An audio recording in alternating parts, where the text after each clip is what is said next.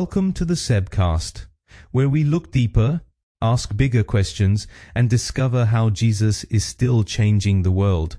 We often hear people say, "What can one person really change?" Against the scale of the world's problems, one life feels almost insignificant. But Genesis tells a completely different story. For 6 chapters we see how sin spreads like a virus. Adam and Eve's choices affect their children. Cain's violence becomes Lamech's pride. The chaos grows with every new generation. It seems as if evil always spreads more easily than goodness. But then something surprising happens. For the first time we see the opposite. One righteous person becomes the reason why a family is preserved.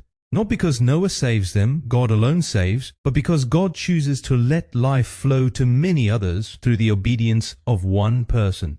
This is a pattern that runs throughout the Bible. We often underestimate the influence of a single life. One father who loves his children, one teacher who believes in a child, one friend who stays when everyone else leaves, one person who forgives first, one employee who chooses to remain honest. Such acts may not change the news, but they change someone else's world.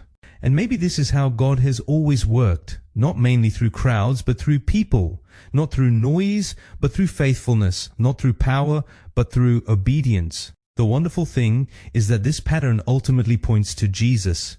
Just as Noah's righteousness meant life for his household, Christ's perfect righteousness brings salvation to all who believe in him. Noah was just a shadow, Jesus is the fulfillment. So never think your obedience does not matter.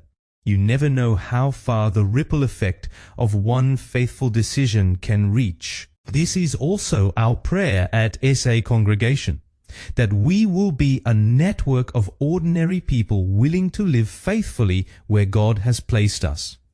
Because God has always had the habit of changing the lives of many through the obedience of one person, and that is still how Jesus changes the world. Until tomorrow, take care.